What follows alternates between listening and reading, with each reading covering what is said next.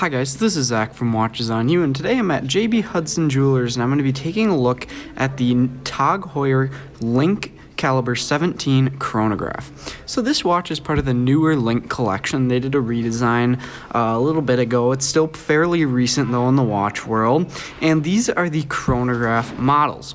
Now I haven't really seen too many of these coming out quite yet until now. As before, the Links have mainly been in boutiques as the simple non-chronograph versions, which is the date, hours, minutes.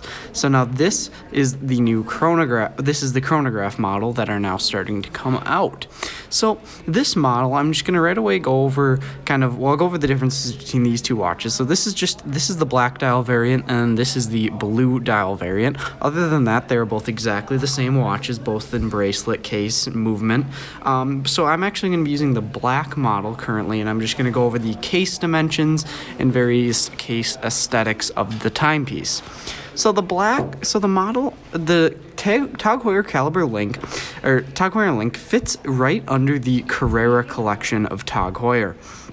Now, this means that you're getting a very high quality watch. The price point's going to be a bit less than the Carrera, but I really don't think the quality is much less at all, as you're getting a lot of finishing, a lot of different finishing on this model, and it seems to be very high quality. The polishing seems to be absolutely fantastic. The bracelet has so many different types of finishing on it. Just the mix of polished and brushed surfaces really kind of shows that they put a lot of work into this timepiece, and I think it's done very nicely. The bracelet feels extremely solid. Really no problems with the bracelet whatsoever. It is an integrated bracelet though, so that's one of the things that I'm not a huge fan of on this watch. I think that they shouldn't have done an integrated style bracelet, as it just really takes the functionality of the timepiece down, because you're not really able to put non-Tag Heuer straps onto the timepiece, because they will not fit this kind of integrated design where you have just kind of a center, piece sticking off from the case, and then that's where the spring bars attach. So I wish that they would have done a non-integrated style bracelet, as it just would have made this watch a lot more functional day to day. But the bracelet, again, very high quality. You have just a 2-button deployment, which I very much like.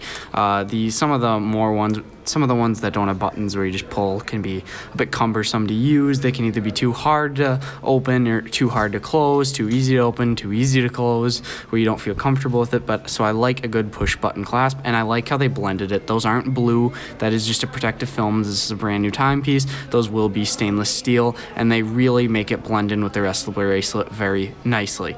So, and then to take it off, you'll just press both the buttons at once, and it will open right up, and the butterfly clasp will open right up. So now I'll go back to the dial. So the dial, as you can see, it's a chronograph watch, as it has the 3 sub-dials.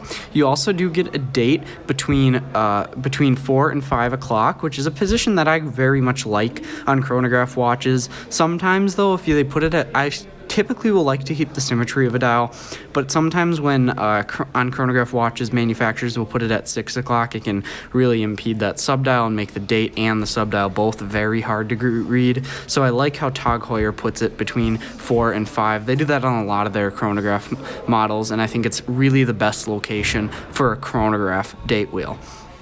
I also like how they matched the black background to the black dial. It just makes it fit in so much nicer. Doesn't stick out too much, which I really like. The legibility, though, is definitely still there. You can see, though, the sub-dial on the left of the chronograph. You can see that is the minutes for the chronograph. You can see on the right, you have your chronograph running seconds. And you can see at 6 o'clock, you have your hours for the chronograph. So the seconds, the dial at the right, that's just going to be seconds. They're always going to be on, whether the chronograph's on or off. And then the other 2 dials will only be operating when the chronograph is running. So now I'll demonstrate the chronograph.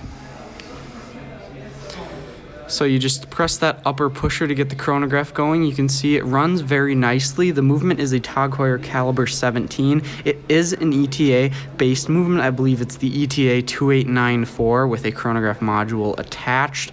So It is not a fully in-house Tag Heuer movement. It would be great to see an fully in-house movement. This watch does come in at a price of $4,500, so that's something they could have done, but I think that's when you get into the Carrera collection, that's where they start to introduce more of their in-house movements, so I can see why they didn't on this piece. Just would have been nice if they were able to. So now I'll stop it with the upper pusher, and then you can reset it, and the second hand will just fly back to 12 with the bottom pusher. Not to be confused with the flyback chronograph. This watch is not a flyback chronograph, it's a regular chronograph, but the second hand still kind of flies back to 12. So actually, now I'll go on to the blue watch, just so I can show you the blue dial, as I didn't feature that closely before. The blue is a beautiful sunray blue. You can see it gets a little bit darker, it seems like, towards the edges. I think that this is just a fantastic tone. It's nice and deep, but yet it really shines because of that sunray. I think that this is a very nice option to have in addition to the black dial, and I really like the blue dial. So now I'm going to go on to the wrist shot, and I'm going to do the wrist shot with the blue dial watch so you guys can see that beautiful blue sunray dial that has not yet been featured in close in this video. So this dial, you can see, is absolutely stunning. I love the deep shade that they chose of blue. It just glistens as the sunray in the light. I think it looks fantastic. On the wrist, this watch is extremely comfortable. The links are very, very smooth on the wrist. There are no sharp edges, no hair pinching, because they give sizable gaps in between the links, so there is not a problem there whatsoever. Just very, very comfortable watch overall. Definitely no problems wearing this. I think it would be a great everyday watch. You could wear this to the office, you could use it as a sports watch, and you get the extra functionality of a chronograph. I think it offers a lot to be desired for as an everyday timepiece. So this watch in the overall is coming in at a price point of $4,500. Now, this price I think is fairly justifiable, as this watch has a great amount of different finished surfaces on this watch, which makes it just that much more high quality, and I think it looks extremely nice. I love the dial work, especially this blue sunray I love, except for they do give you a white background date wheel on the blue dial. I would have loved to see do a blue background, but that, I mean, not too many watches around that price point really will do that, but it would have been very much nice to see, and I think they could have done that. But yeah, I think $4,500 is a great price point. The finishing quality is fantastic. You're not getting an in-house movement, which I would have loved to see in this timepiece, but I think that's because they want you to spring for the Carrera watches.